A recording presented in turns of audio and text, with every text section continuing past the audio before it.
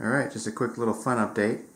Got a 5 and a 1 gallon kit going for some Pinot Grigio. I was in the process of doing how-tos and all that stuff, but you know, it's wine.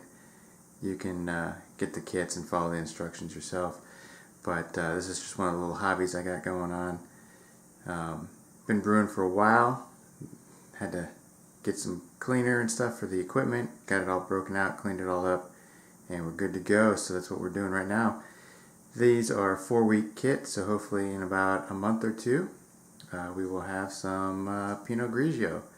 And now, I don't drink Pinot Grigio. I'm a Cab fan, but this is mostly for my wife.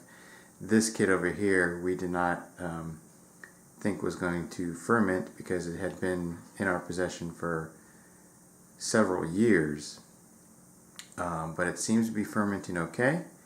And this one over here is a brand new kit because we thought this one wasn't going to take, but now we're stuck with 6 gallons of wine. So anyway, if you have any questions about home brewing, feel free to shoot me a comment or a message, and we'll see how it goes. Alright, on to the next.